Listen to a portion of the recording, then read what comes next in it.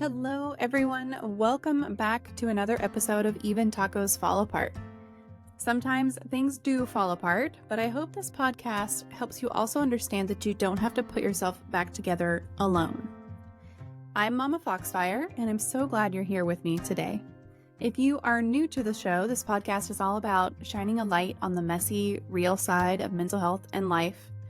We talk about the tough stuff, the raw and unfiltered experiences of others, and we do it with the hope of reducing stigma and providing support for anyone who's struggling. Today, we're talking about the intersection of music and mental health. The guest today is Sean Gill, a talented musician who has faced his own mental health challenges and found solace and strength through his music. Sean's story is powerful, and I know many of you will find it relatable and hopefully a little inspiring as well. Music is more than just a form of entertainment. For many, it really is a lifeline. It's a way to express emotions we can't put into words, to connect with others, and to find some peace in the chaos. Studies have shown that music can have a profound impact on our mental health. As a matter of fact, it can reduce stress, improve mood, and even help with symptoms of anxiety and depression. But beyond the science, there's something deeply personal and healing about creating and experiencing music. In this episode, Sean shares his journey with mental health and how music has been a crucial part of his healing process. He talks about growing up with anxiety and depression, how he struggled to find ways to cope, and how, for him, music became a safe space where he could explore his feelings and find a sense of release. He also touches on the importance of seeking professional help and how combining therapy with his musical practice has been essential for his own recovery. We also talk about the broader role of music in mental health. Whether you're a musician or just someone who loves to listen to some tunes, there's a lot to take away from today's conversation. We'll talk about the community aspect of music. Sean will talk about the connections that he's made and how performing and sharing his art has helped him feel less alone.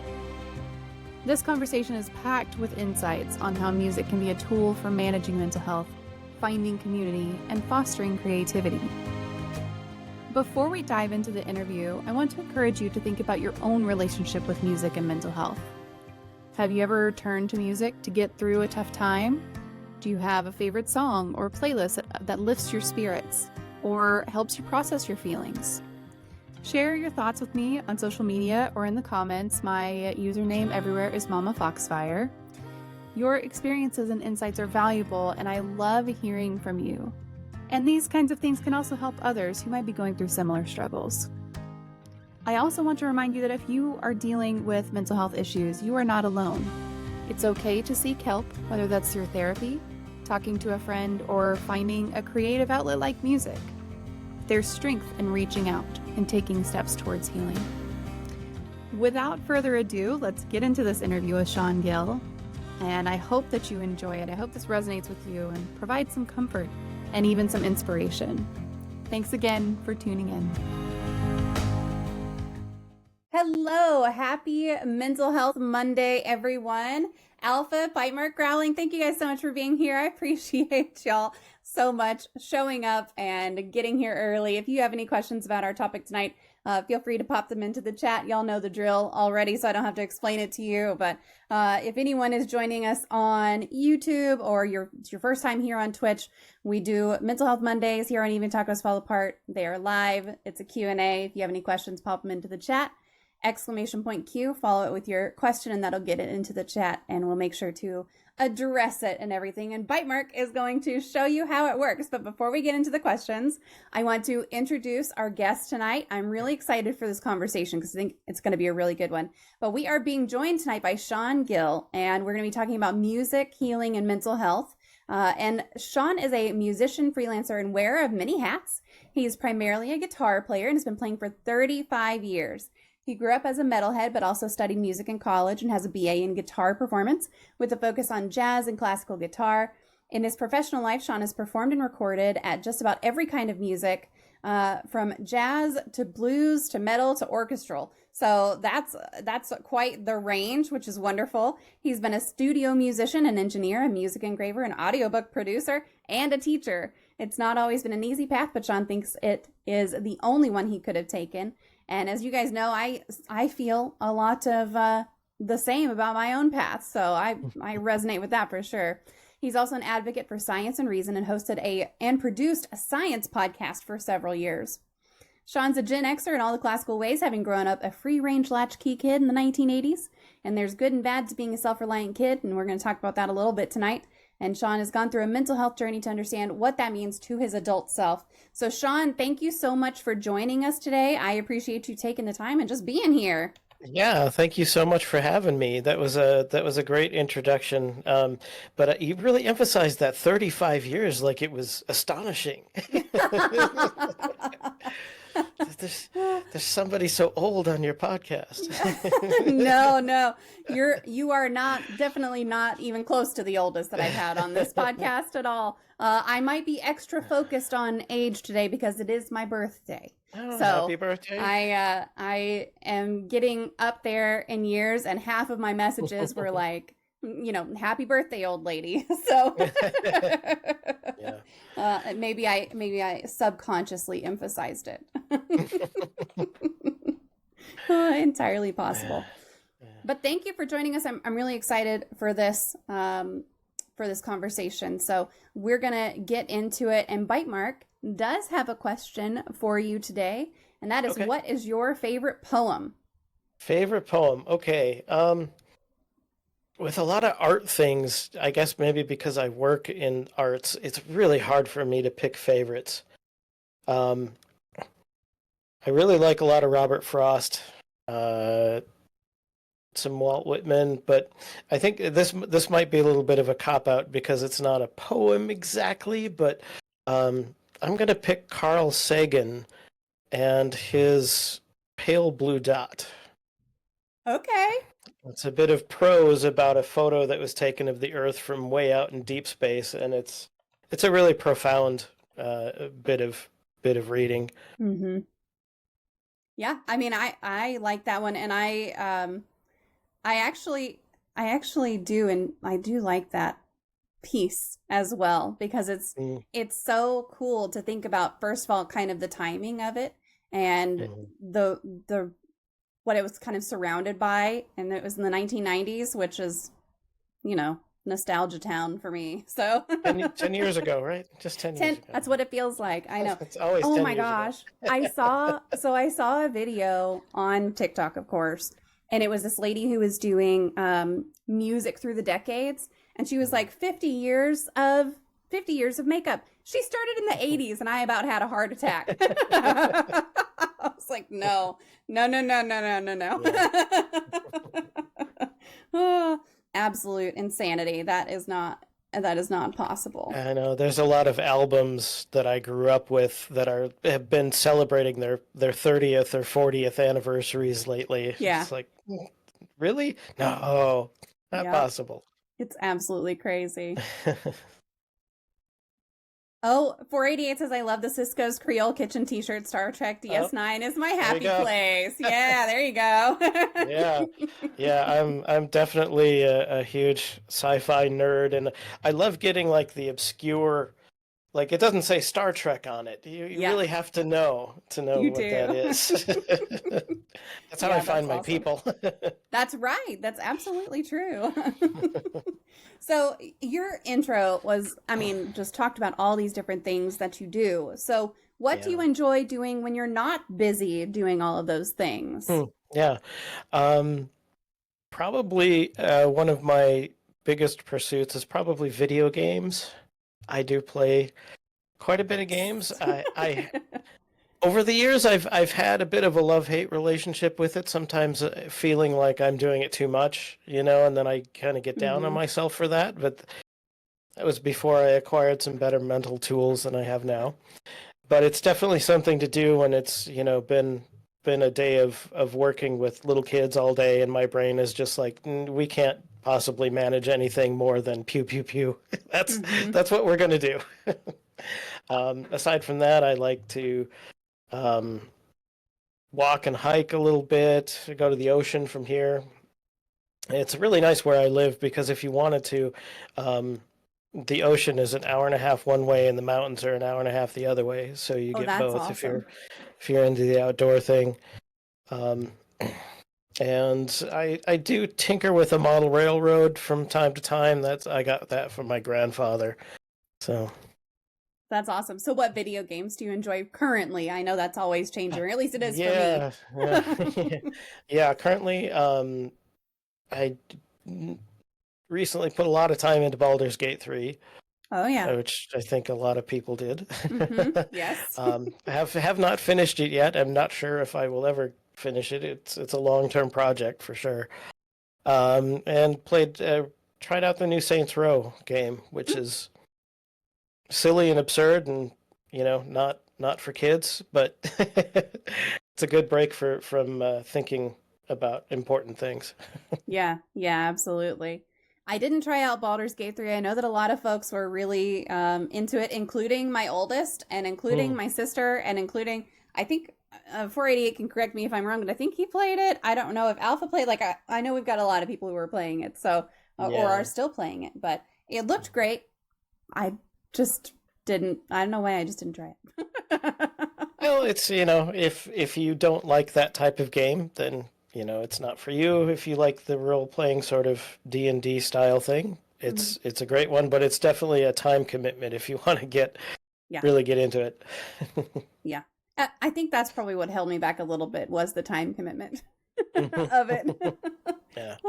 Although, if I look at my Steam like stats and stuff, I play a lot of video games. So Mhm. I spend the time in video games, but I can't pick one. I'll bounce from like, okay, this now I'm gonna play this for this week, and now I'm gonna play this for this week, and now I'm gonna play this for this week. So I'm Yeah. very non-committal. Yeah. I read a lot too. I probably read 3 or 4 books a month at least. Oh, that's awesome. Okay, now what kind Yeah. of books do you like to read? Oh, um, occasional nonfiction, maybe science related or philosophical kinds of Mhm. things about things like stoicism, um, things that tend to lean very liberal. I do that, but most of my reading is probably in the fiction, science fiction, um, kind of stuff. Again, it's sort of just to unplug and escape Yeah, and be someone else for a while, be somewhere else for a while. absolutely. Yeah, I feel you And on that. yeah, and the self-publishing industry is so full now. You can really fill up your slate of books to read for cheap. Mm-hmm. That is very true. Well, and with things like Kindle Unlimited, like there's just so many different things Yeah. for $10 a month. You can Hmm. read 10 books for free. Yeah. Or Yeah. more if you can read that many books a month. I can't read that many books in a month. I can probably try. Any recommendations in any of those categories? Oh boy. One that I recently did, if you're into cyberpunk, um, there's a book and I'm called Sinners, Synners, and I'm forgetting the author's name, which I should be ashamed of. Pat Uh, Cadigan? yeah, Pat Cadigan is the queen of cyberpunk. If you're into that genre, she is sort of one of the originators of that genre, and it's a really excellent book. I am If adding it to my Goodreads right now. if you've played Cyberpunk 2077, the video game, you will find a lot of that video game in this book, or Oh, the other way nice. around, really. Yeah, yeah. Nice. All right, good. Well, I've added that one for sure. I'm not a huge sci-fi Mm, reader all the time, but every now and then, like once I'm done with the series that I'm reading right now, which is I've gotten to kind of as a slog part of the series, I'll need something different to just pick it up because it's very fantasy world type yeah. book right now. Mhm. And so I think a kind of sci-fi cyber would be great after this. Uh, do you have a life hack that you like to use? Oh, I don't know if there's like nothing really specific that that I would call a hack, but I don't know, maybe the term life hack is kind of something that I never really bought into. Um, but there's a lot of little things. I think focusing on little things um, is really important. And with the kind of job that I do, both interacting with people a lot and on days that I work at home, just kind of being stuck at the desk and potentially forgetting what time it is, um, just to take a little break and go outside and look at a tree Mm-hmm. or, make some coffee, go through a little bit of a ritual. Um, I like to make Turkish coffee from time to time, and it doesn't take a really long time, but you have to pay attention. So Mm-hmm. you kind of have to focus on one little thing and set everything else aside for a little bit. Yeah. Well, we've talked a lot about just being able to look at nature or put your bare feet in the grass if it's not 1,000 degrees Hmm. in Texas at the time, or 0 degrees in Michigan at the time, whatever, Yeah. But yeah, that's huge. Just being able to kind of focus on something different for a little bit. Yeah, and sometimes I use the Calm app. I don't know if you're familiar with that Yeah. one. Yeah, and it's got this it's called a body scan, and it can be as short as 3 minutes. You Hmm. just take 3 minutes to do some breathing and have a little guided meditation, and it's a real great reset to have. Yeah. And they have, I don't know if that's part of their free stuff, but they have some free things on there also. I believe I use that. Yeah, I believe at least some of the body scans are free. There's like Hmm. 3 minutes. It goes all the way up to 30 minutes, but it's amazing how much you can get out of just having just a short break like Just a that. few minutes. Yeah, Hmm. absolutely. All right, so we talked about games, we talked about books, we talked Yeah. about apps. Is there a movie you wish more people would take the time to watch? Shawshank Redemption Ah, is good one. always my answer for my number one movie of all time. Um, and I think when I was younger, a lot of the things that I use now philosophically and as tools in my life and stuff, I think I sort of knew some of them early on, but I didn't know like I could call them a certain thing under one umbrella. Um, Hmm. and there's a lot of that in Shawshank Redemption. There's a lot of resilience and holding on to hope despite horrible, horrible situations. Hmm. And it was always, I don't know, I think it was very profound to me without really knowing why. It just sort of percolated in the back of my brain for a long time. Yeah, And that's it. it's a movie that I saw in the theater too when it came Hmm. out. So quite a long time ago. Yeah, when that one came out, let's see. When did that come out? 94? 94. Yep. Yep. Yeah. I That was definitely did not see that one in theaters. yeah, 94. Let's see. If it was summer of 94, it would have been just after I graduated high school. Yeah, Um, I was 9, so I definitely was not allowed to go to a rated R movie. yeah. Plus, as a musician, it has a soundtrack by my favorite movie composer of all time. So, um, and I think that was the first movie of his that I saw, and I just absolutely loved the soundtrack to that movie too. Who is the composer? Thomas Newman, Okay, all right. and he's done a lot of things like The Green Mile. Mm, Um, another really good one. yeah, that's a really good one. Tons of movies, but he might be most famous for the Shawshank one. Mm, American Beauty is another one of yeah. his. Yep. All those are both really good movies. Also, American Beauty Hmm. is something that's in a different category, though. Yeah, yeah. For sure. All right, so we're going to talk about music, and we've already kind of started talking about music, which doesn't Hmm. surprise me at Yeah. all. So, how have your experiences as a musician and your personal healing journey intersected, and what role would you say that music has had as when it comes Hmm. to your mental well being? Yeah, it's music came along early for me in And I think it was like it is probably for a lot of people. This is not an uncommon story at all, that it was my outlet and it was Mm-hmm. my refuge and it was my place to explore the feelings and the thoughts that I had that I didn't have any other way to figure out. Yeah. So that's, if I dig back through all the lyrics I've ever written, they're almost all autobiographical in some way. Even if it's sort of very veiled and metaphorical and things like that, they're all about me or things that happened to me or people I know. Um, so that was something I latched onto right away. Almost from the very moment I started playing guitar, I wanted to make my own music. So it was Mm-hmm. definitely a creative outlet, and it just appealed to me. And um, music, and this is something that they've studied, music works in a different part of the brain than language does. So it just kind of sucked me in, and I don't really have an explanation for it, but it was just something like, this is what you should be doing. This is what you need to Mm-hmm. do. When I first started playing, I would practice for a while, and when you start out, your fingers get sore because they're not used to it yet. And my fingers would get sore, and I'd put the guitar down, and then like 5 minutes later, I'd be playing it again. And I wouldn't have even really noticed that I picked it up. And my fingers still hurt, but I'm doing it anyway. Um, so it was always an outlet. Sometimes it was kind of a shield.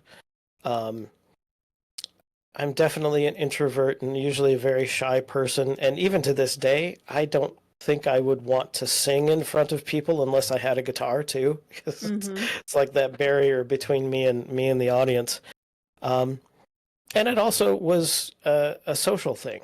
The people, the kids I had stuff in common with, we all played in bands together, or we were all in the marching band, things like that. Mm-hmm. So that collaborative process and just being social with other people that I shared those common interests in um, was really important early on. And then, it just kind of became, for various reasons, I had a few interests that I might have wanted to do as a career. Um, but music it had just taken over so much. It was almost like I didn't control it. Mm-hmm. um, so I went to college to do that. And it continued to be sort of that outlet and that tool that I used to sort of settle my brain when I needed it to be there. Um, and sometimes, I mean, I was in, I'm still do this, but being in a metal band, jumping around on stage and headbanging and stuff. So it's also, music is also a very visceral, physical thing to do Mm-hmm. too. Um, and then I started to get close to 40, and that's about the time shortly after I turned 40 that I went for professional therapy. Music had been through my 20s and 30s, it's kind of like, this is my job, but this is also me. Like, my deep inner self is this music. So I make this music and I put it out there, and nobody notices. Or I make this music and I put it out there, but I can't pay the bills doing this. Mm-hmm. So that brought, as good as music was for me, that was really kind of the major downside of it, was feeling like I so personally identified with this job being me, being inseparable from that as a job, that when I didn't have the kind of success that I was expecting, then I just started, I'd constantly kick myself when I was down because, I didn't sell a bunch of albums, or I didn't get a lot of tips at that last gig. Mm-hmm. I must not be good enough, which on a practical level, you can kind of look at it and say, okay, can I be a better player? Can I improve myself? Mm-hmm. Which is a good thing. But when it's so deeply entwined in your own personality, it just becomes like, oh, I'm not worth anything to anyone else. Yeah. As a person, not just as a musician or an entertainer, just as a person, I'm not worth anything.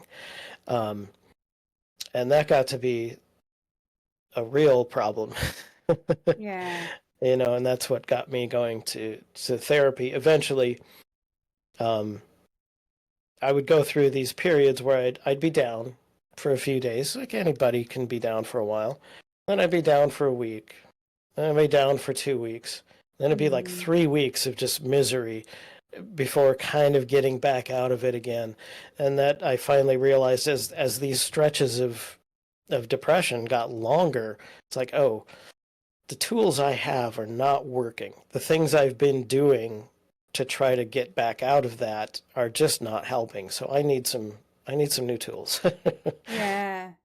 I mean, good for you for seeking out therapy. That's something, it's a step that a lot of people struggle to take. So it's good that you were able to. Yeah, I had a couple of sessions when I was in high school, and I don't really remember much about it. I guess it helped. But then, yeah, finally, fortunately being in a place where my partner is very supportive and had mentioned things to me that she thought, I've seen you down for longer and longer stretches. This is not normal. This is not okay. It needs, let's think about some different kinds of solutions, because everything I'd been doing before just wasn't working anymore. Yeah. And just kind of, I am grateful that, partly because of the people around me, partly just because of the kind of personality I have and some of the things I learned growing up, I did not turn to alcohol or drugs or something like that. I think that's unfortunate for a lot of people who don't have at least a little bit of structure around them to help. That seems like the answer. And then that just makes everything even harder to deal with. Well, I know that also being a musician, it's a lot harder to make it, quote unquote, as a musician than I think a lot of people realize. And so I'm sure getting into that mindset of like, well, I don't have what it takes, when really it takes a lot of right place, right time type luck to even have anything happen at all. Yeah, that's going through the process of realizing, well, a lot of the things that I went through over time, I would intellectually understand them first, but then it would take a lot longer for me to really internalize that and go, oh, in practice, that's what this means. Yeah. When I was 20 years old, I knew that it would be hard. I knew that it would be unlikely that I would be some famous rock star, but I didn't really understand what that meant. And it took a long time to figure that out and to sort of go through a process of redefining success. And what does success mean to me, which is a sort of a larger part of my whole mental process of learning that internal dialogue that we all have. What is coming from me and what is actually coming from outside? Yeah. And kind of being able to separate those two things so that my internal life is a lot more stable and happy and content no matter what else is going on. It was a really huge breakthrough. And an ongoing process. None of these things are something you do and then you're done forever. Right. Yeah. I mean, talking about the intellectualizing things, that's something that I still work on, but worked on initially with my therapist, because I always want to have everything. I want everything to have a reason. I want to understand the reason, and I don't want to think about the emotions around it. Like, I want the reason. I want to know the reason. I want to move on. And she'll get on to me. She'll be like, screw the reason. Who cares? Who cares? You need to talk about what you're feeling about it right now. I'm like, I don't like that.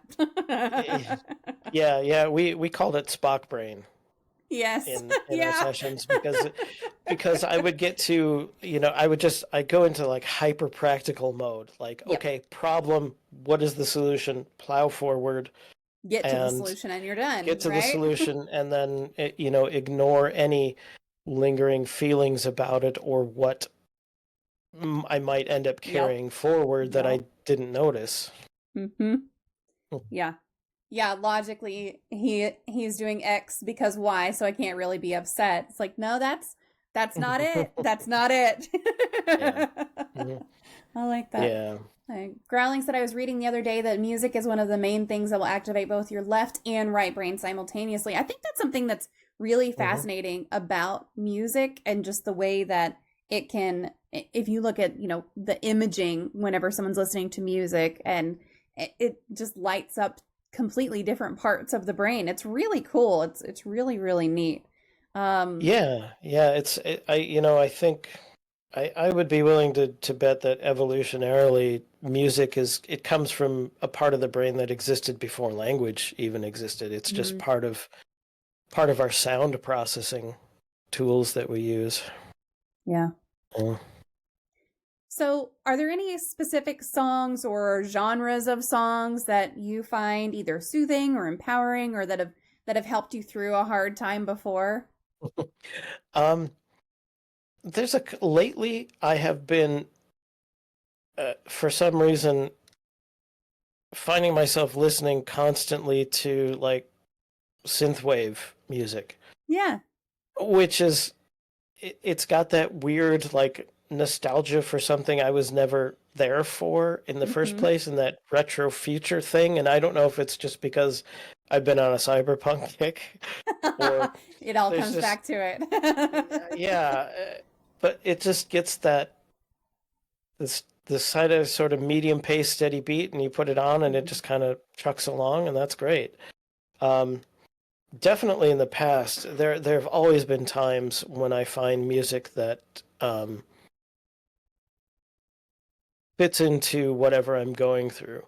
Mhm. Sometimes I find it sort of feels accidental to find it, I guess. Um, but when I was going through um, my divorce, I listened to a lot of a singer-songwriter named Jeffrey Foucault, and I actually went to high school with Jeff and had lost touch with him for a long time, and then found out that he had become a really great singer-songwriter. And I would listen to this music and think, man, this song is about me.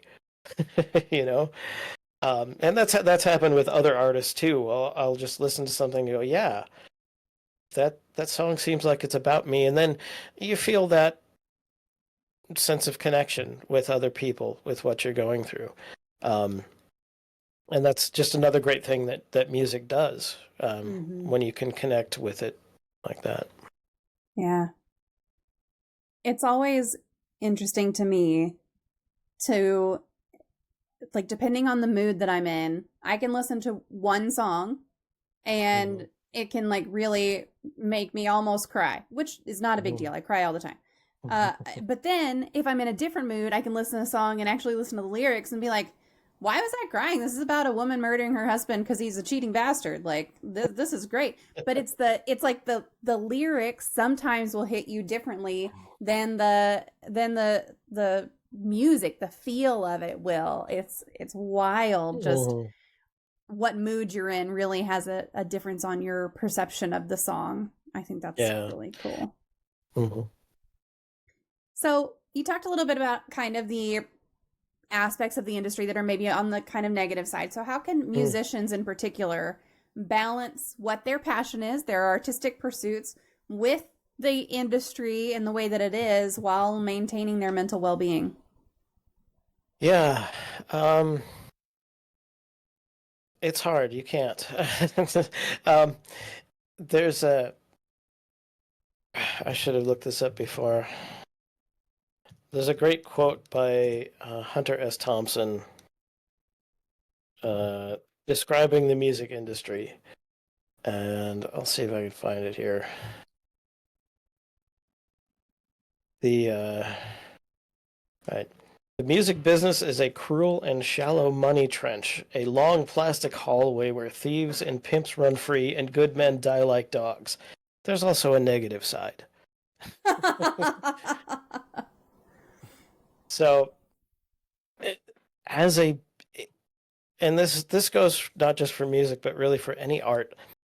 Selling art and making art are kind of at a conflict with each other. They don't naturally go together. And I think if you go into music expecting to be famous or expecting to be rich,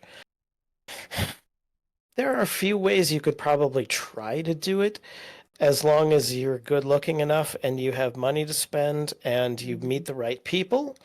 There are manufactured bands. There have been since the beginning of the music industry. But if you're in it for the art of it and the self-expression, that is so hard to hold on to, because everything about the industry will try to take that away from you. Mm-hmm. So that's something that whatever you can do to remind yourself about why you're doing that is so important. And to be able to pause every now and then and say, I'm doing this for me. Mm-hmm. I'm doing this because I need to. And if nobody else gets it, that's okay. That's a hard thing. That's one of those things that took me a really long time to go from the intellectual understanding to the real internalized understanding of what that means. That means I might make music that no one will ever listen to. And I have to be okay with that. It's a long time ago, I thought of the idea of the artist's conundrum, that we make this stuff for us because we need to, because it satisfies something internal that we have to pursue. But then, if you just want it to be a hobby, you can just stop there. And that's great. And a lot of people do, and they're perfectly happy, and I'm all in favor of that. But if you don't want to just stop there, if you want to try to make it your career or be able to, in some way call yourself a capital A artist in some way, you have to put it out there. Mm-hmm. You have to let it go. And once you do, it's not yours anymore.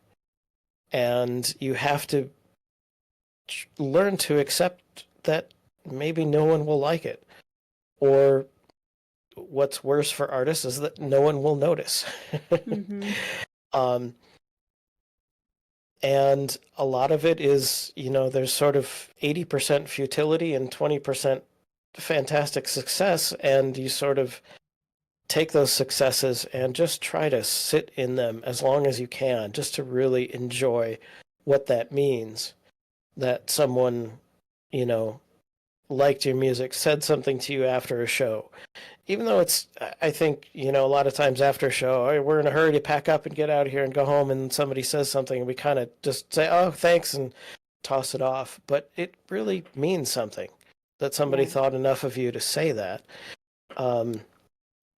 Back when my band first did our first album, I remember the thrill of going to the post office with a couple of CDs that I was mailing to, Germany and Japan because somebody bought one.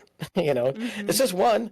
I've never sold millions or even tens of thousands of albums, but people all over the world have bought them in the dozens maybe, Sure. but it's out there. And I have to pause every once in a while and go, yeah, that's really cool. Mm-hmm. If you want to share your art with someone, all you have to do is share it with at least one person. And then you've been successful in that way. Yeah. These days, I mean, even by the time I was entering the adult world, the music industry was already changing. And it was only a few years after I graduated college that, or maybe I was even still in college, that Napster kind of turned everything upside down with MP3 downloads, and then everything started moving into that digital area, and it totally changed the industry for better and worse. The better side of it is that everybody has access. There's no gatekeepers anymore. If you want to put your album out there, you put it on Bandcamp and you tell people about it, and it's there. The old music industry was a very small pond with very few fish in it. Now it's a giant ocean with everybody in it. Yeah. So it's, in some ways, it's not really any better. It's just in a different A setting. different problem, right? It's a different problem. Yeah.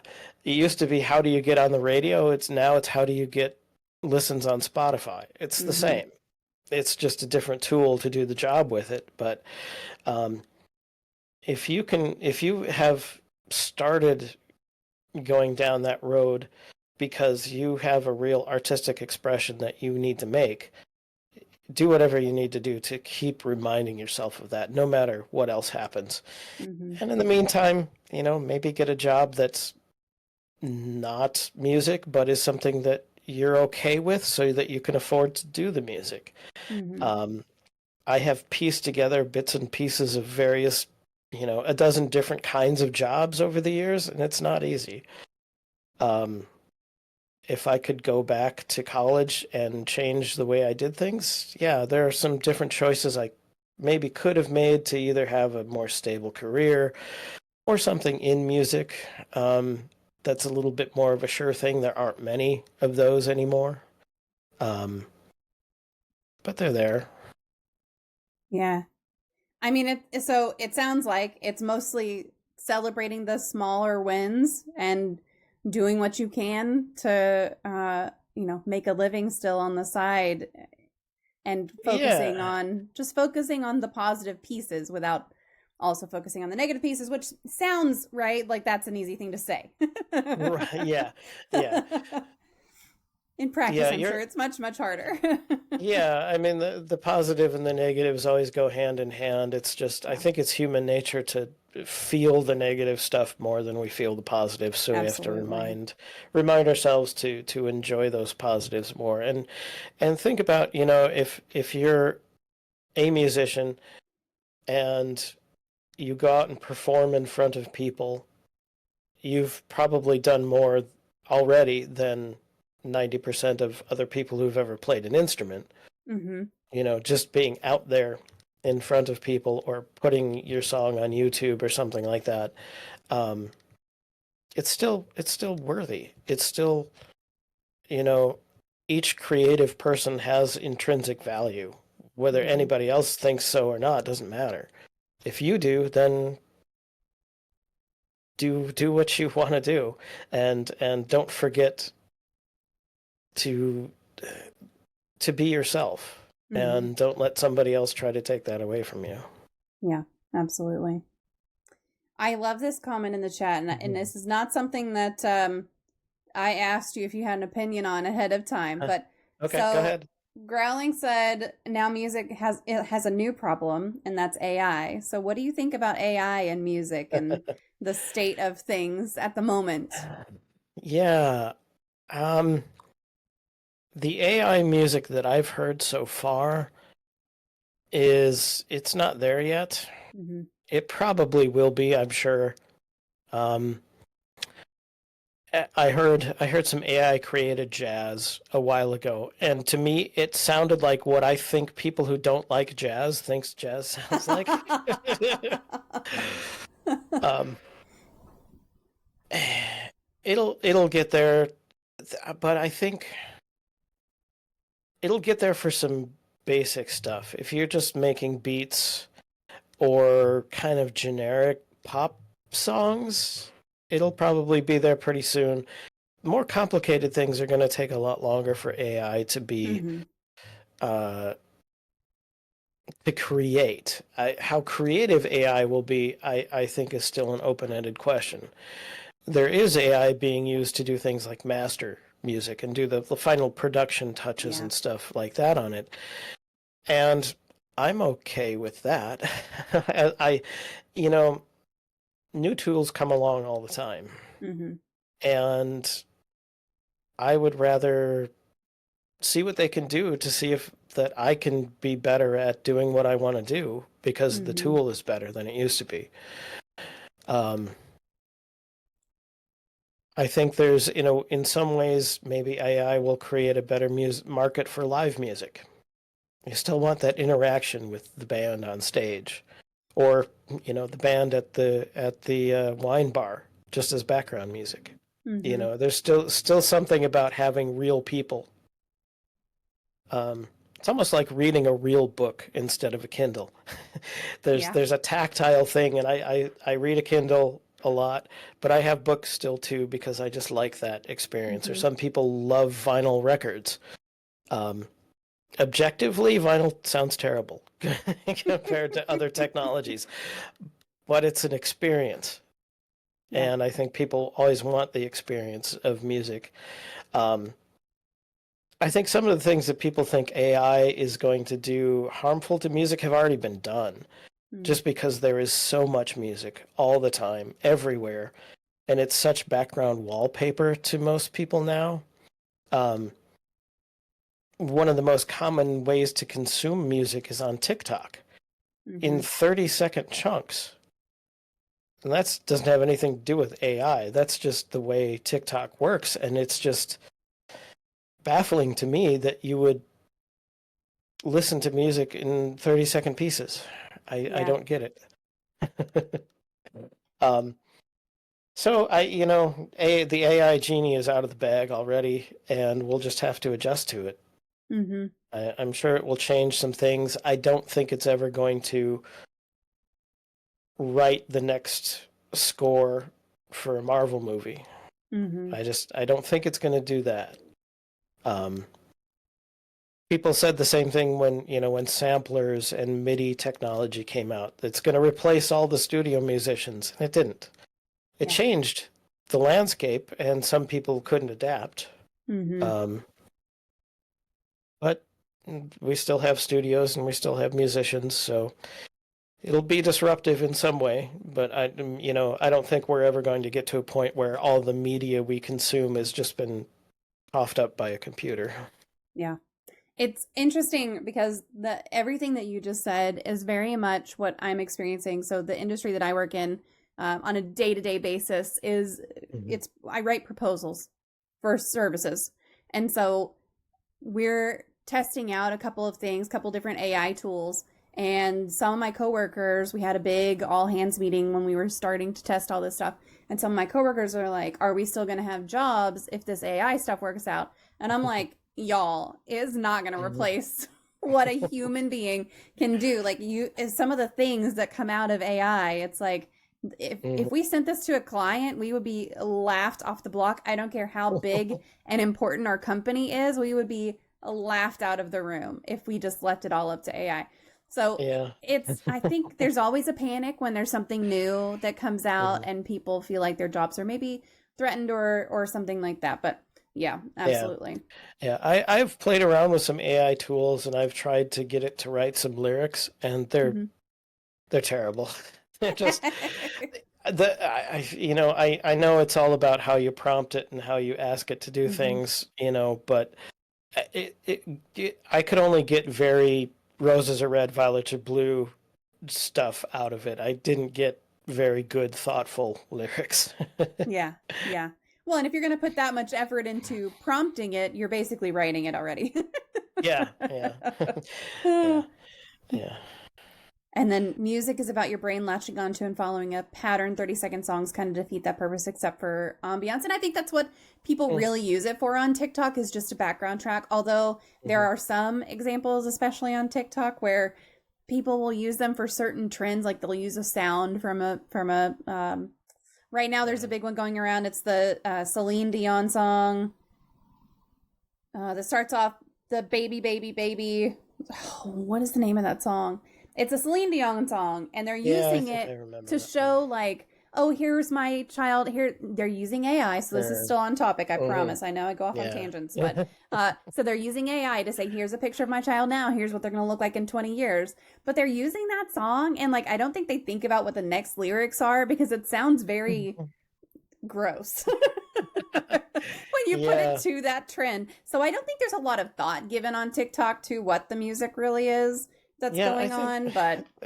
But I've seen some really odd music choices lately, and I yeah, part of it I think is because I'm getting older and the things that I listened to growing up are now classic rock and stuff. But true. there was around back to school time, Walmart was using "Dirty Deeds Done Dirt Cheap" by AC/DC to promote how inexpensive their folders and pencils were, but I'm like, That's questionable at this song is best. about murder for hire.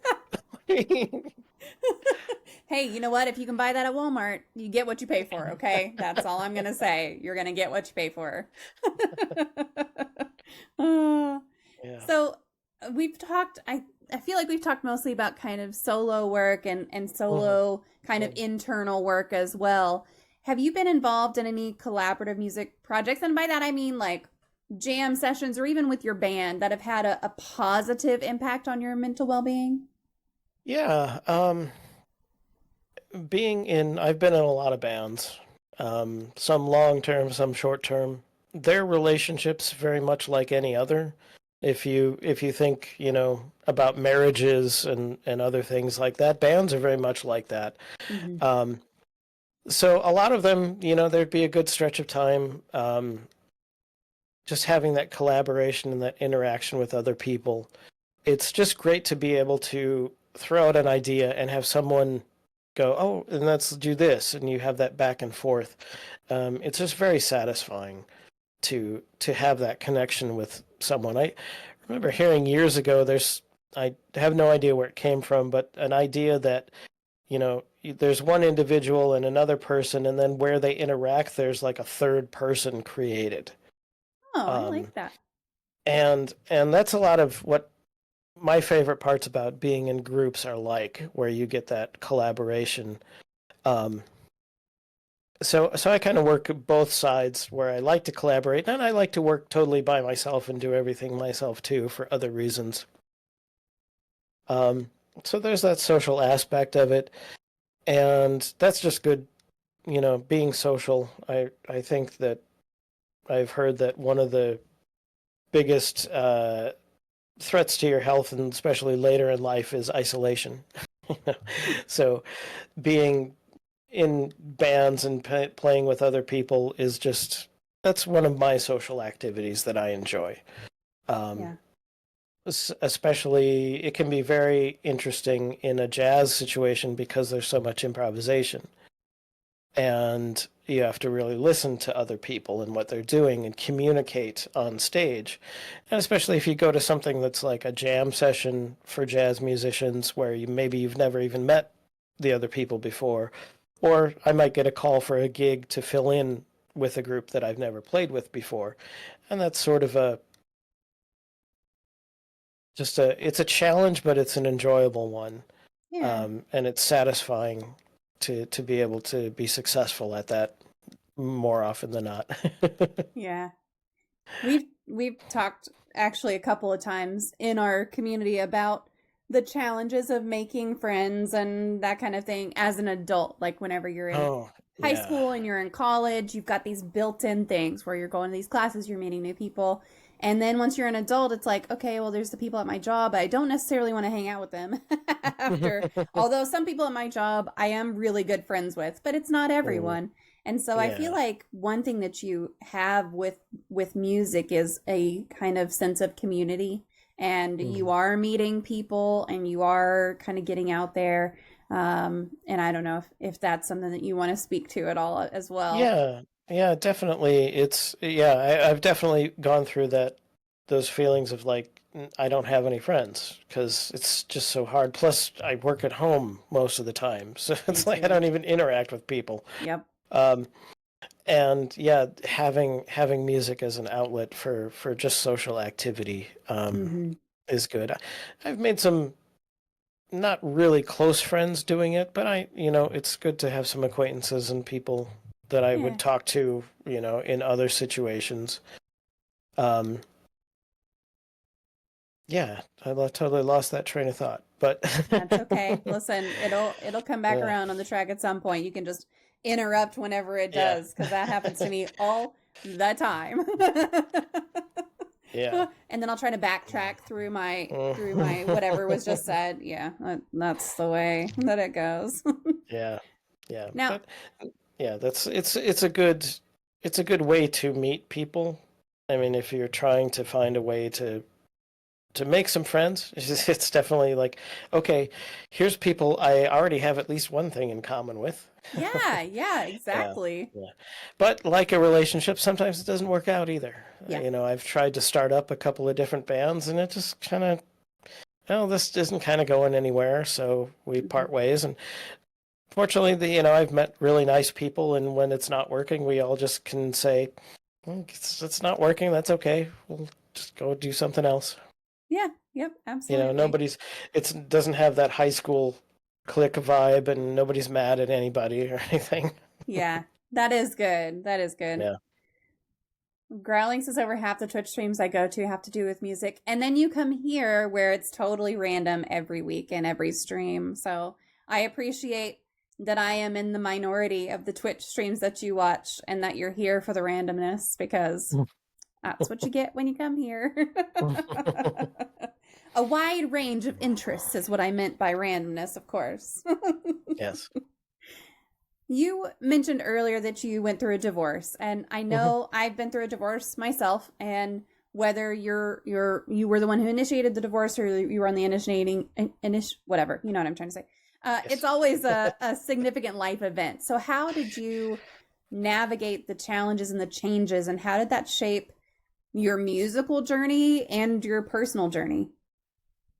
Um, it was a very difficult process for me because I did not initiate that, and it wasn't what I wanted. And there was a lot of, actually, I had a bad experience with mental health care then, which I didn't realize was a bad experience until later. Um, we went to marriage counseling. We tried Mm-hmm. that. And then we decided, oh, we might want to do this separately too, so we each can work on ourselves. So we were seeing the same person though, the marriage Oh, counselor, which I've come to realize with the therapist that I had most recently was at best kind of unethical, if not yeah. downright wrong, because there were things that I didn't know that were going on that I can't imagine the therapist didn't know. Mm-hmm. So that was very hard, just to kind of go through that and feel like, oh, here's a person that I was relying on that let me down, which is kind of a theme throughout my life is adults letting me down, which leads to, we'll talk about my Gen X free range childhood later. That'll come up again. Um, and it's kind of looking back, it's almost kind of funny, but at the same time, I was going through my divorce. My band that I had been in for longer than I had been married was also fizzling out Mm. in much the same way. So I'm watching the marriage go like this, and then here comes the band right after going Aw. downhill, um, and realizing, kind of too late almost that I had no communication skills. Or I didn't have the right kinds of communication skills that I needed as an adult now to figure this out, to either save the situation if everybody wanted that, or to figure out how I get out of it without causing myself undue problems. Mm-hmm. Um, during the process, during the time we were separated and stuff, I got this idea in my head that I wanted to win. That this was something that she needed to figure herself out and decide if this is really what she wanted, and I wanted to win, and that was a terrible thing Yeah. to think. And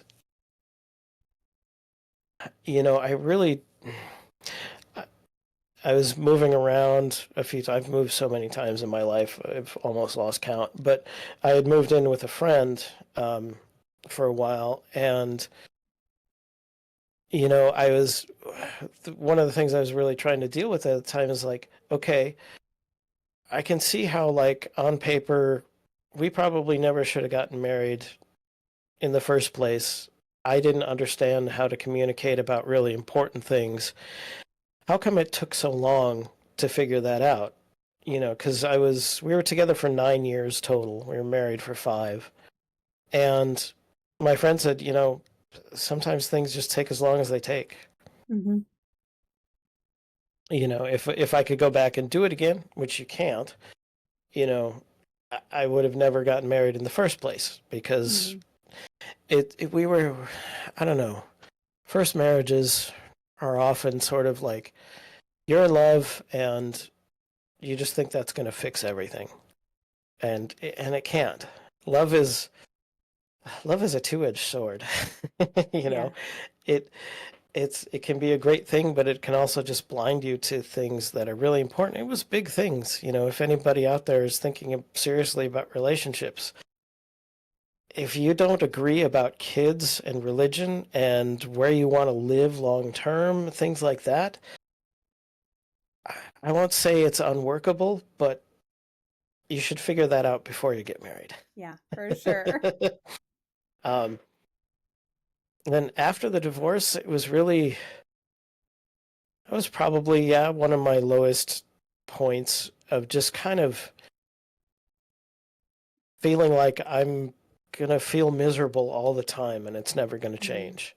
And I spend a lot of time at work. I just kind of threw myself into work. The kind of work I was doing at the time, sometimes there would be special projects, and I would go to the office at 9 o'clock at night just because I could to Oh be no. out of the house and away, focused on something else Yeah. that I could fix, that I could do. Um, and I didn't really figure anything out really for quite a while. And then, you know, went through the biggest change in my life after the divorce then was I stuck around Wisconsin for a while and then I moved. I just decided I need a change of scenery. Mhm. I'm just going to pack my life in a moving van and go to Denver. So that's what I did. And, you know, of course, wherever you go, you take yourself with you, so you can't actually run away from your problems. Mhm. But the change of scenery was good. Just kind of reset things and got to thinking, you know, I still hadn't developed my new set of tools to deal with things yet, but I got to figuring like, okay, if I get into another relationship, what do I really want? What's important to me? Mhm. And what am I willing to talk about up front? And you know, I tried some dating sites and stuff, and I think that made it a little difficult because I would put in my profile like I'd be totally honest, like right away with Mhm. everything, which I think meant I didn't go on very many dates. But I figured if somebody reads that and they're still into me, then that's probably the right person. Mhm. And I did find that person Yeah. who was very much in a very similar boat to me. Like we've been together over 13 years now, and we're not Wow. married. We don't want to Mhm. get, we've both been married. We've done that. We don't see any reason to do it again Mhm. because, you know, signing that document doesn't mean things are going to work out. Yeah. Um, so yeah. And, you know, I kind of got a better idea about what I wanted out of life. I still had a long way to Mhm. go. Um, but I did take a couple of good steps when I moved to Denver, um, to go through just kind of one of the big things that I did that I used to do in relationships. It's still something, it's a natural tendency I have to fight. Like I said before, all of these things never really end. You know, you're constantly working on this. I have a real tendency to be a fixer and subsume myself to the other person. Like whatever I want gets totally set aside Mhm. so that person can have what they want. And it's been a big battle to get out of that and say that it's okay to want what I want Yeah. and be, you know, a little more assertive about it and things like that. Um yeah, that was still the, you know, the process is always ongoing, but Mhm. uh, Well, I go ahead. I I was It just kind of fades away. yeah, that's okay. I was gonna say I had my experience with therapy before I got divorced. This was a few years before we actually got divorced, but my first experience with therapy was terrible. Not the same, but just awful. So I I applaud you for deciding to go back at all, because I didn't go back for several years. I had a bad experience. I gave her like 5 sessions and I was like, yeah, this ain't gonna help. Mhm. So, getting to a place where you can actually go back and be like, okay, that was a bad experience. It's not the experience it's supposed to be. Um, I know that's hard. So Yeah. that takes a lot to be able to go back and say, I'm going to give this another shot. We're going to find someone who really works, and we're going to work through some stuff. But I think, getting out of a bad situation, or not a bad situation, but a situation that clearly just didn't work out, it does give you a lot of time to reflect, or a lot of, I guess, motivation to reflect and say, okay, Mhm. this is what I want to take away from that. And it sounds like that's what you were able to do. So was that something that you worked on through therapy, or was that something that you kind of came to on your own, or how did that come about? That was something I kind of came to that on my own before I did go to therapy. Mm-hmm. Um, and yeah, that was, enough time goes by and you get a little perspective about why the thing didn't work out. And, you can figure out what you want to do different the next time. Mm-hmm. Yeah. Yep. Absolutely. Now Mhm. you mentioned being a Gen Xer and kind of latchkey kid, so I Yeah. want to go back to that. Now looking back at your childhood, and Mhm. you know the way that you were raised, kind of being that self-reliant kid, were there Yeah. any lessons, good lessons, bad lessons, skills, or anything that you learned from that you still kind of lean on today, or avoid because Yeah. of it? Yeah, I think I'm since therapy, I've been more on the avoid Mm-hmm. side of things. I used to I used to think it was kind of a cliche that you'd go to therapy and then everything would be about your childhood. I was like, come on, my childhood was pretty good. My parents loved me. I had food. I had a place to live. Nobody beat me. I'm fine. And then, a year into therapy, I'm like, wow, it really is all about my childhood. Things happen over your life and you have to figure out how to deal with them, Yeah. whether you're 5 years old or 12 or 18. And, through therapy, we'd go back through these certain events in my life that I would think of like, okay, that was a big deal. Um, and those would happen. And then, not intentionally, but you would develop sort of a mental process of dealing with that kind of situation. Mm-hmm. And I've for a long time I've thought of the idea that our strengths are our weaknesses. And the resilience that I learned in my childhood to be self-sufficient, to take care of myself, to be just sort of self-contained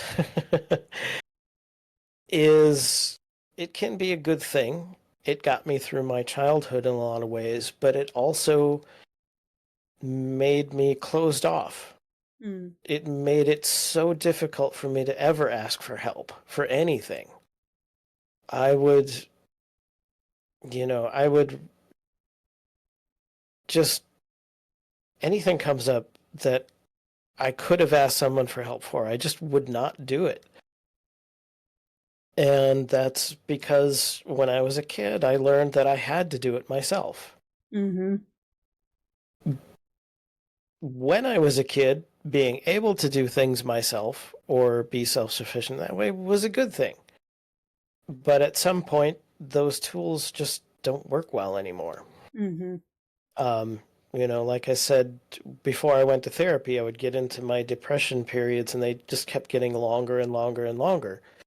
And, the 5-year-old, 10-year-old me would just kind of sit and wait for it to pass because it always did. Yeah. Eventually, when I was 10, whatever it was, eventually passed. And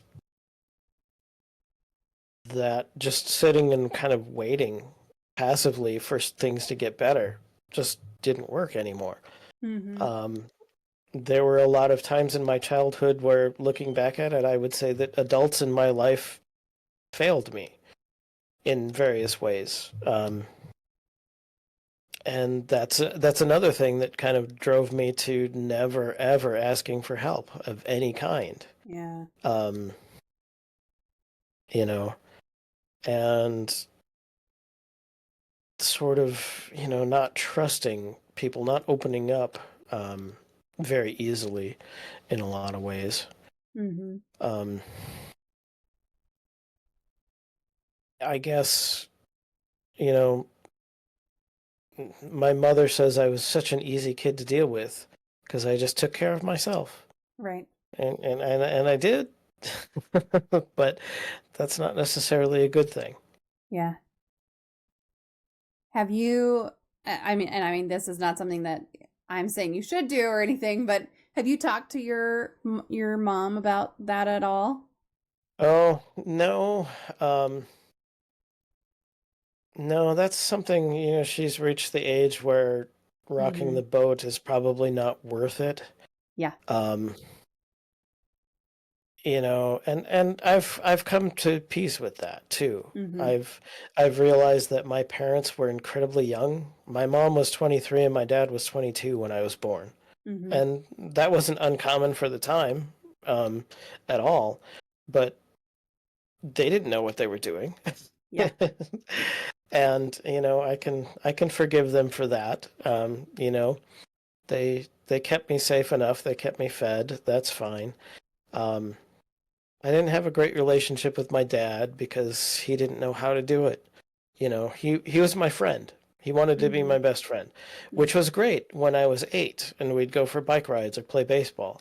When I was 15 and I had my own friends and we did our own things and he still wanted to be involved, it just caused a lot of conflict, Mm-hmm. so those things change. Um, yeah, that's,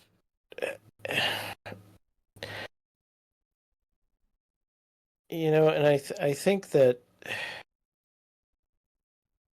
being so self-reliant all the time, and I grew up out in the country too, a little ways, so I didn't have a lot of people around all the time. So Mm-hmm. that just kind of fed. I don't know if people are born introverts and extroverts, or if it's kind of something you learn.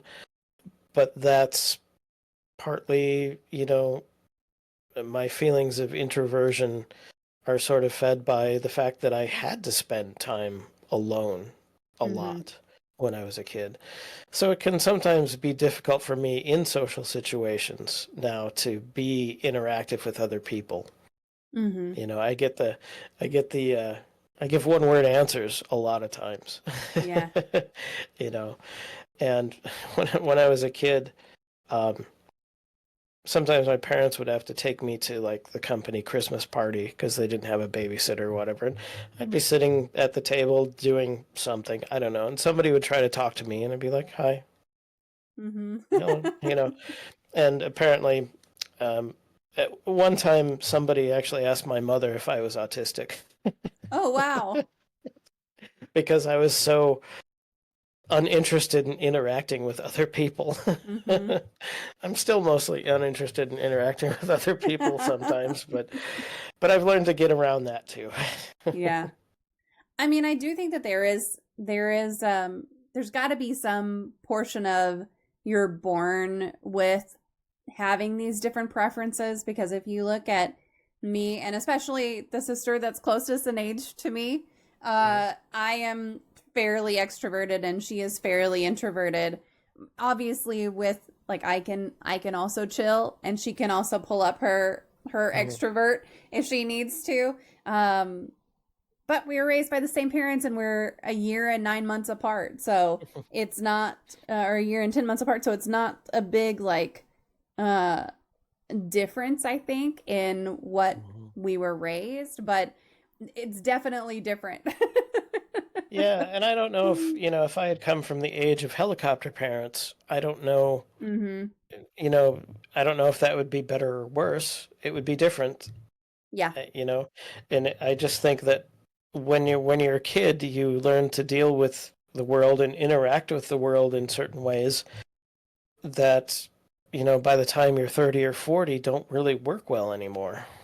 Yeah. And We have to learn new tools. I actually think that people should therapy should be a requirement for high school graduation. I think everybody should I agree with go that.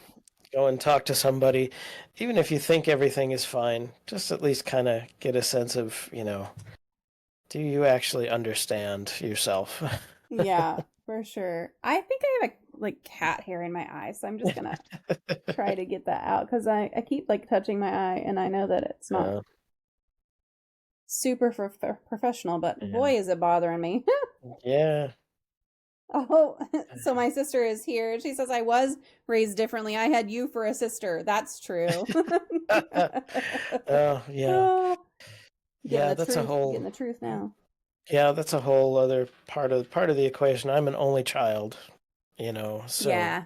all the things that might have affected me, and my parents are the youngest of their family, so they didn't have any interactions with younger siblings, so Mm-hmm. they really didn't know what they were doing. And it really was like, and they didn't interact, or they didn't try to pry into my life a lot, which Mm-hmm. in a way I appreciate, but also, I was always the classic, oh, how was your day? Fine. That's as far as the conversation ever went, you Yeah. know?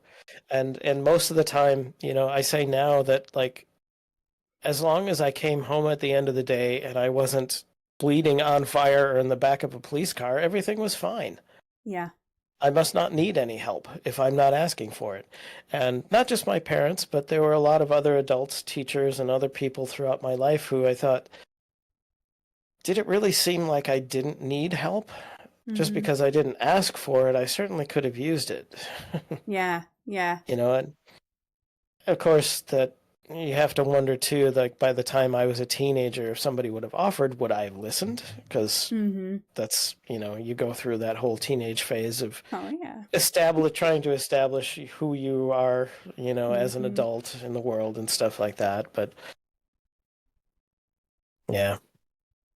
So I had very young parents as well, and I was a Mhm. young parent with my oldest as well. So I mean, I don't think though, even if I had been, had kids in my 30s or something instead of when I was 21, uh, I don't. You still don't have the answers. Like just because you're a parent when you're a little older, I don't think that necessarily gives you any extra answers. Maybe a little extra life experience, but Yeah, maybe not. not the Maybe just answers. yeah. For Yeah, maybe, sure. it's just when you're the only, or maybe if you're the first, it's just kind of all of a running experiment. Yes. I can believe that. I felt like an experiment at times, for sure. So you talked about, that you could have used help and that you had a hard Mhm, time asking for help. So eventually you did seek out help. So how did you mhm. approach going to therapy and what advice do you have for someone who might be hesitant to reach out for support right now? Yeah. Um, Let me answer the second part first. I will say that um, therapy takes a lot of different forms. Yeah. And some people might have the idea that it's only for you if you are severely depressed and suicidal, or if you have been diagnosed with something and, somebody wants to put you on antidepressants too. Um, and it's not. It can really, it's for anybody. Even if you feel like, I've had moments in my life where I think the very early seeds of this idea of maybe I should talk to somebody is me thinking, my life is pretty good. Things aren't like severely wrong. I have stresses, but so does everybody. Why do I feel terrible? Hmm. Um, some of my sessions with my therapist were more like life coaching than digging into the deep shadows of my past or something like that.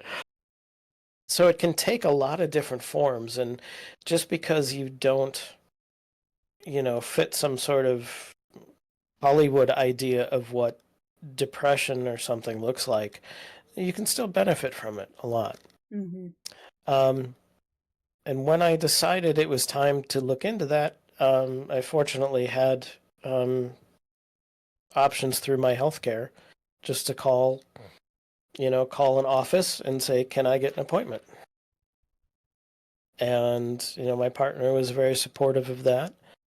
And I lucked out too that the first therapist I met with was the right one for me. And that's something else people should know too, is if you have a few sessions and you just don't feel like something's working, you Mhm. have every right to switch therapists if you Yeah. can. I know there's kind of a shortage in a lot of places and it can be hard.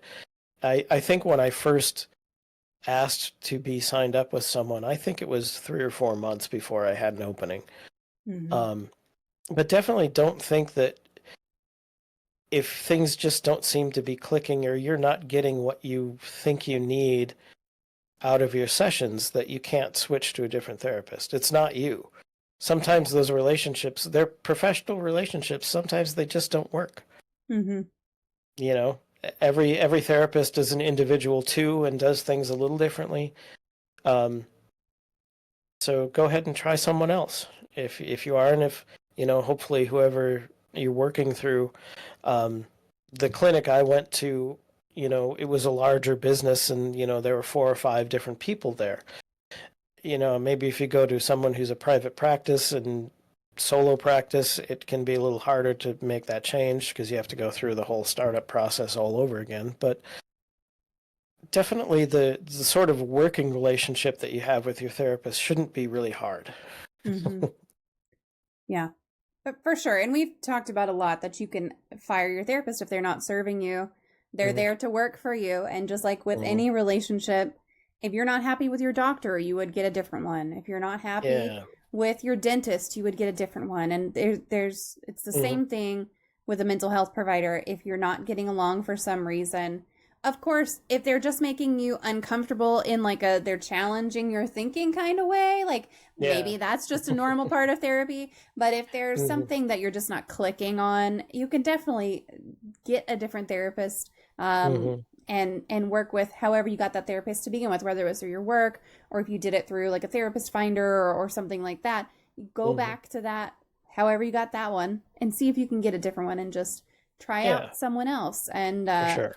it's no, it's not anything there's nothing wrong with getting a Yeah. different therapist. So, Yeah, and I should say too, when the what I was really felt like I was dealing with most immediately at the time was my professional life. I hmm felt like I was just a failure as a musician and things weren't working out right and I wasn't making enough money and I wasn't successful in the traditional sense of the word. So that's what got me in there at first, um, before we started digging into the real personal past issues and things like that, which are all connected. So people can definitely have a different experience starting therapy if you're going in because you've experienced some sort of trauma event, or you've gone through something very personal like a divorce or a death. hmm Um, it can be a different experience of getting those first few steps going too. Um, and just be ready to work at it for a little while. Give it a chance. If you yeah, if you like your therapist well enough, give it a couple of months at least to feel like you can make some progress. hmm And I think a good therapist, and I think the one I had was good, set up some real sort of parameters for how things would go right away. That therapy was not, we're not going to find a button to push and that fixes things. yeah, You know, the things that I go through that make me depressed or make me angry or make me sad, whatever, those things still happen. It's just that I have better tools. I keep using the word tools. That's what she called it. And that's really what it is, to deal with those things. yeah. And it is tools. I mean, Mm. it is definitely tools. But setting up expectations, I think, is also a really good idea because you can be in therapy for a while and think like, okay, well, we're never gonna get to a point where I can stop this if it keeps going how it is. But as long as you're agreeing with your therapist on where you're going and what you're wanting to work on and kind of where you're wanting to get, you can set those kind of goalposts for Mhm. it Yeah, for sure. yeah. And, I don't really have a way of telling people some people would look at therapy as weak or something, especially for men. Mental health for men has its own particular challenges, mostly just getting men through the door in the first place. Um, I hope it's changing. It seems like it's changing. The world generally has taken a turn toward accepting mental health care a lot more than it used to. Um, I don't really have a magic answer for, telling somebody, hey, it's okay to do. I just hope that doing things like this and talking about it just to normalize. Yeah, I go to a therapist just like I go to the dentist, just like I take my car to the auto place to get it fixed. Yeah. Yeah, exactly. And I do think that it makes a difference because in the last 10 years, like the amount of change that there has been in mental health and in how much you hear about mental health and how much you see realistic portrayals of different things like depression or anxiety or a panic attack on TV and movies and that kind of thing, and hearing celebrities talk about what they're going through, I think that it makes a huge difference just talking about it, being willing to say like, hey, this is something that I do and it's not a big deal. I'm in therapy, no big deal. Yeah. Yeah. Has your openness about your mental health journey, has it impacted any of your relationships or your music career or anything like that? It's not so much, I think, not so much directly, but more of an indirect, just kind of, it's changed the way that I am able to interact with other people. Yeah. One of the, one of the skills that I've had to work on, and it's probably one of the more important ones in relationships, is just to be able to listen without taking things personally. To not feel like everything is an attack against you or a criticism of you. To be able to kind of set your own ego aside a little bit to kind of put the pieces that you want to talk with, in the middle of the table and kind of dissect it a little bit objectively with a little bit of emotional distance in a way. And that's definitely been a big change in how my partner and I are able to interact and able to talk. Just changing some habits, which we don't always keep up on, but just making sure that we check in with each other, just making that part of a routine to say, how are you doing? And really mean that and actually listen and trying to not be, superficial with things. Yeah. And then probably the other part, the biggest change that has come in my professional life, since that's what I really wanted to fix, in the first place, was being able to separate the external world from my internal world. So that what happens out there is not a reflection on my character. It's just sometimes things go right, sometimes they go wrong. And sometimes things are not in your control. That's sort of hand in hand with my journey through therapy. I've gotten more and more into Stoic philosophy, and there's a lot of kind of the same things in mental health care that you hear in Stoicism about, not imagining harms that aren't really there, or being able to recognize what you have control over and what you don't. And if you don't have control over something, don't worry about it. Or you can't let it sort of drive you into some sort of anxiety. Yeah. And kind of just being able to keep that perspective. I used to have a bit of a temper, and I never lashed out at other people, but I would lash out at things when I got mad. And that's totally changed. That was almost an instant change about that, kind of being able to if something happened and I had a really strong feeling reaction to it, being able to kind of pump the brakes on that and say, okay, why is this happening? You know, if you get a flat tire on the way to work, you can kick and scream and punch the car and stuff, but that's not going to change anything. You don't have control over that. You have to, what do you have control over? Okay, well, I can change the tire. All right. Mm-hmm. It's a way of being kind of practical, but without going totally emotionless in the process. And one of the things that I started thinking or trying to change in my thinking was, instead of saying I am angry or I am sad or even I am happy, I say I have anger. Mm.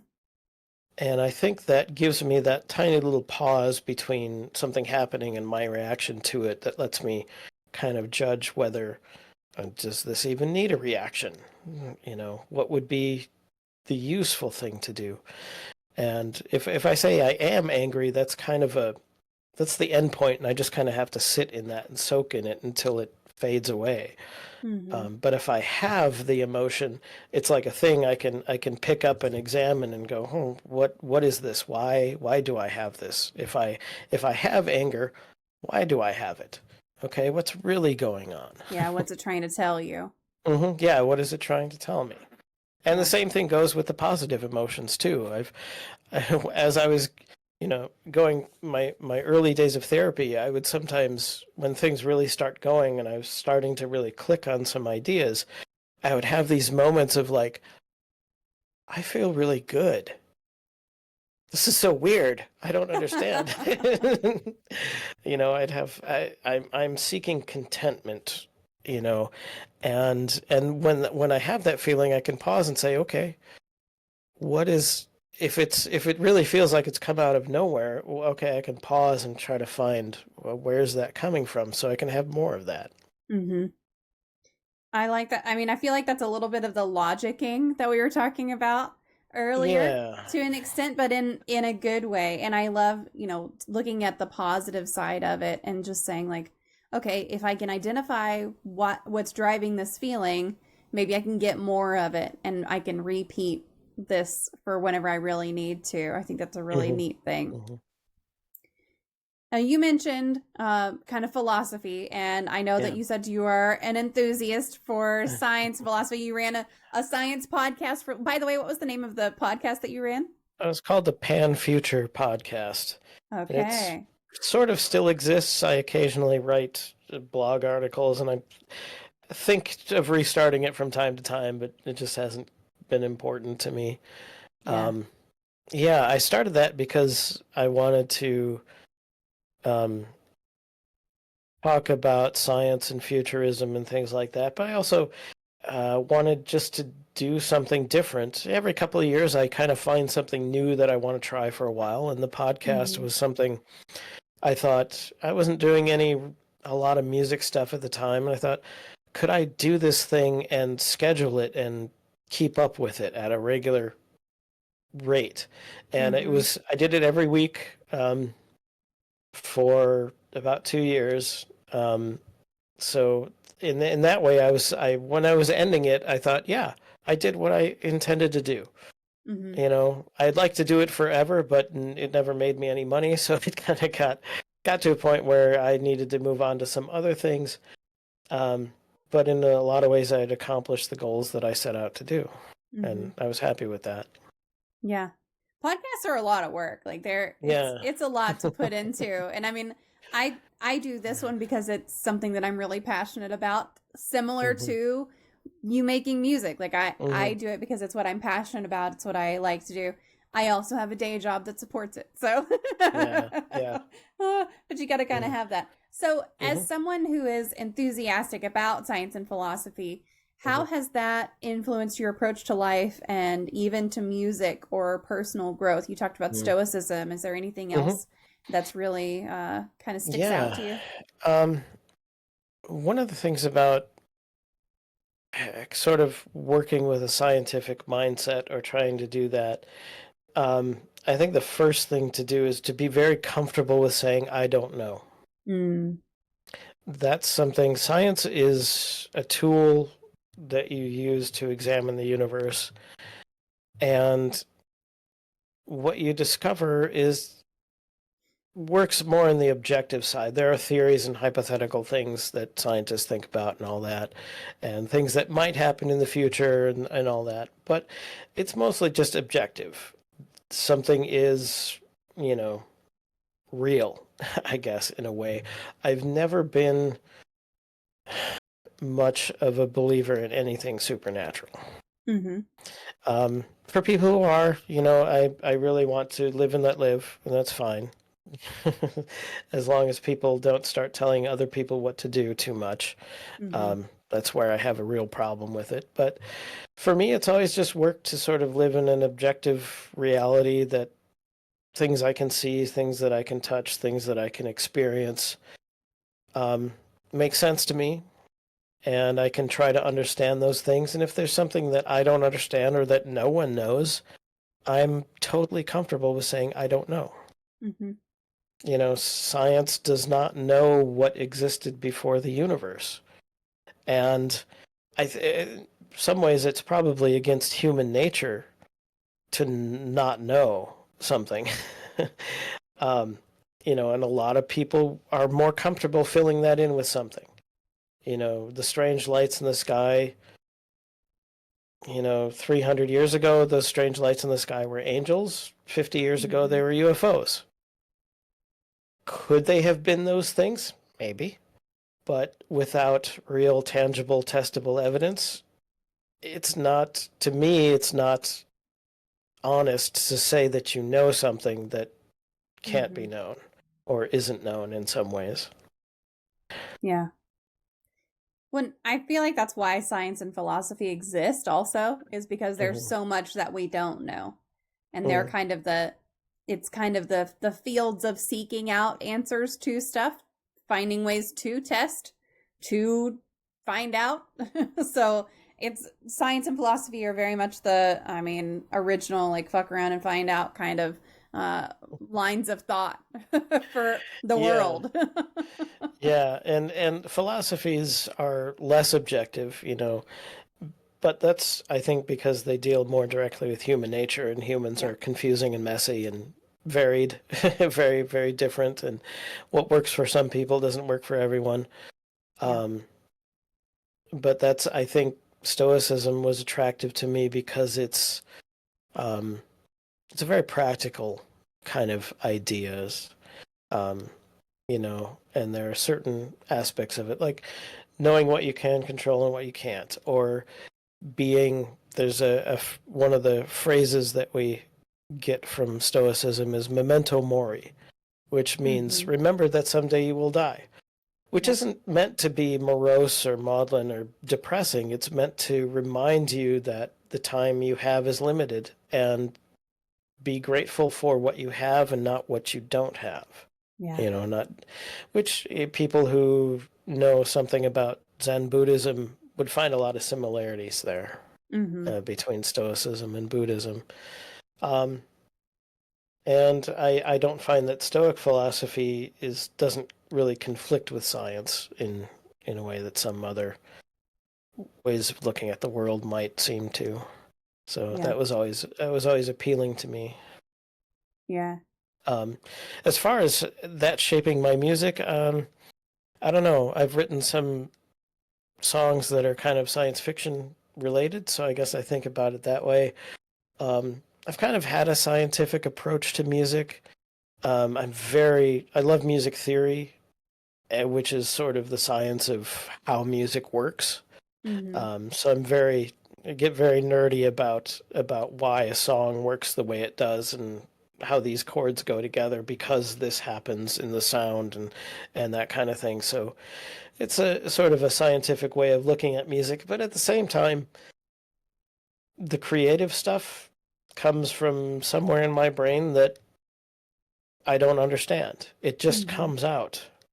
And there's not like a switch I can throw.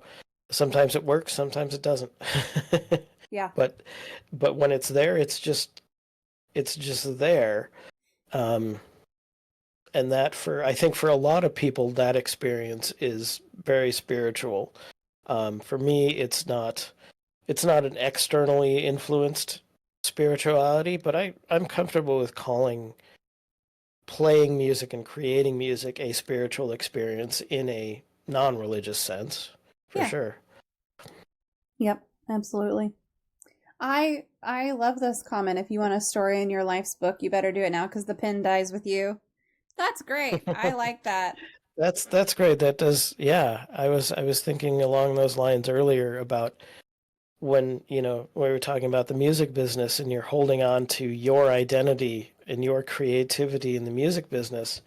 Um, whatever kinds of art you make, it's important that you make that art because you are the only one who can do that. No one Hmm. else is ever going to do that because everyone is an individual. So Yep. it's important that you do that. Yeah, I think in a lot of ways, creativity and things like making music are a way of just leaving your mark for other people because eventually, whether you have kids or you don't have kids or you have cousins or nephews or nieces or whatever, uh, or friends from high school who could find it later, like there's someone out there who could Mhm. find it after you're gone and it could have an Yeah, impact on that's them.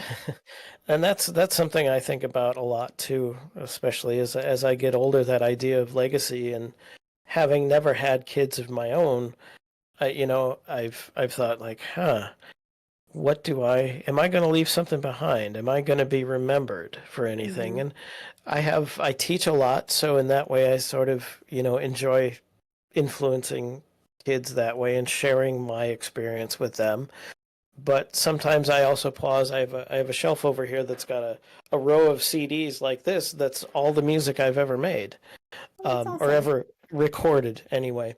And Yeah. there's quite a bit of it. And I look at that sometimes and think, wow, that's really neat. Yeah, that That's is. there. That's really cool. That's very tangible too, to just have Hmm. those CDs on there. Yeah, That's really neat. yeah. Is there anything you do now in terms of self-care that supports your mental health and well-being on an ongoing basis? Um, I think what I've learned to do is I'm a lot better at being present in the moment in whatever I'm doing. Hmm. And part of that's the therapy, part of that's the stoicism side of things, that whatever is right in front of me is the thing that I'm focused on. And the past, it can't be changed. And by past, I mean like 5 seconds ago is also past, so it's Sure. gone immediately.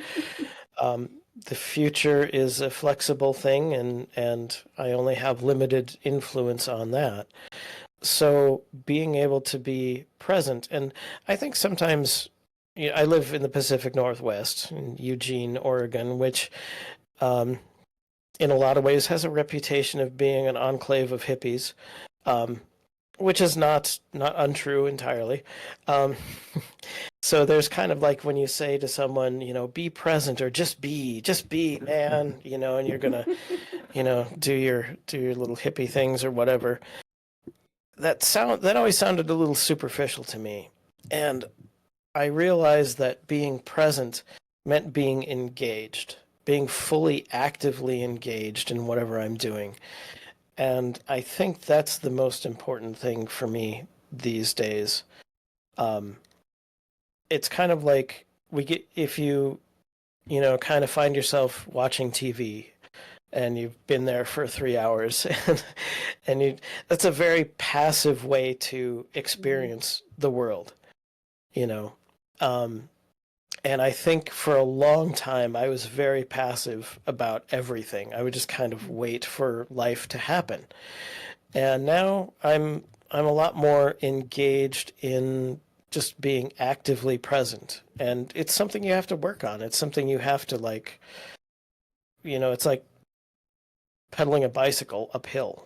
You have to Mhm. keep doing it because if you stop and just sit back and wait, it's not going to be as satisfying Yeah. to do that. Yeah. Well, it is time for the magic moment of the stream. And last week I had some problems. Oh, it's working. Okay. I had some problems with my magic wand last week, but it looks like it's working now. So if you could wave a magic wand and eliminate one common opinion or misconception or theory surrounding mental illness, disabilities, or talking about mental health, what would it be? Oh boy. I think we actually already talked about this a little bit, that therapy is only for people with severe problems. Yeah. It's for everybody. Years ago, I read a book called Getting Past Okay, and I tried to reread it not that long ago, and I don't think I liked it as much. But I think there are a lot of people out there, especially in the kind of society that we live in, where you just kind of drift through your day and think, yeah, I guess this is okay. And it should be more. We're alive, and we can look out into the universe and try to understand why we're here, and that's absolutely thrilling. And to just sort of drift through every day and punch a clock and watch TV and eat some food and then go to bed it's kind of tragic in a way, that we don't all take the time to really experience more of life, or just to have experiences. And anybody out there who just kind of feels like things are okay, I guess, maybe really think if you believe that okay, I guess, is all there is. If you think there's more and you don't know how to get it, go talk to a therapist. Yeah. I love that. Well, I'm going to open it up. If anybody has any questions that they want to get in, feel free to get your last questions in now. And Sean, I'll just open it up to you and say if there's anything we didn't talk about or anything you want to promote. I'll post all your socials again so that folks can connect with you if they want to. Sure. But I'll just give you the mic for a minute. Go for it. All right. Oh boy. Did I skip anything? Did I miss anything? I don't know. I'll think about it. Do you have any questions? Does anybody have any questions in there? Because it's going to take me a minute to think if I skipped anything. Let's see. Bite Mark says, I just want to say thank you so much for being here. I learned some stuff and I had fun, which I agree. This has been a great, fun conversation. I don't see any other questions though. So okay.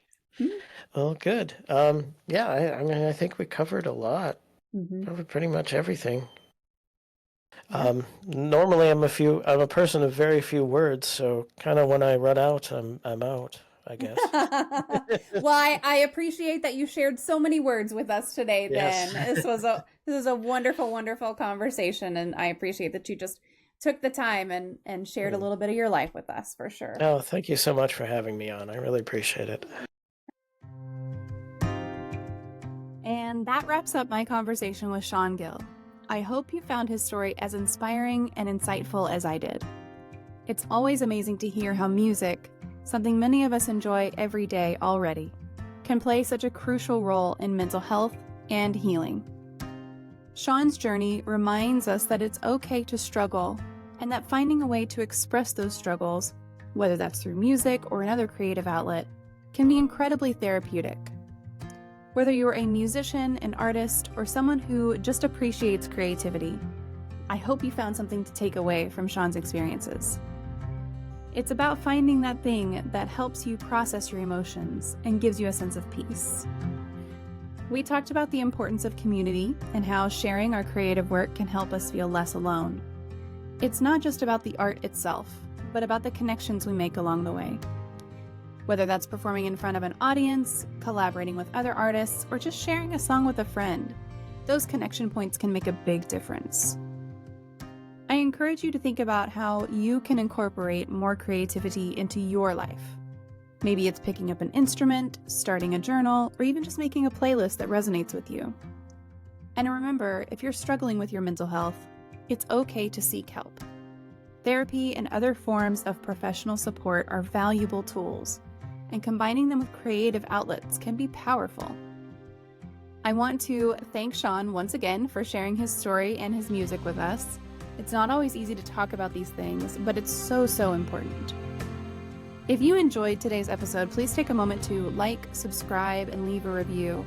Your feedback helps reach more people and continue these important conversations. Don't forget to follow me on social media and share your thoughts on today's episode. I'm MommaFoxFire everywhere. How has music impacted your mental health? Do you have a go-to song or an album that has helped you through tough times? Would love to hear from you and keep this conversation going. Thanks again for tuning in to Even Tacos Fell Apart. And one more time, allow me to remind you that even when things get tough, you're not alone. And there's always a way to find some light. Take care, and I'll see you in the next episode.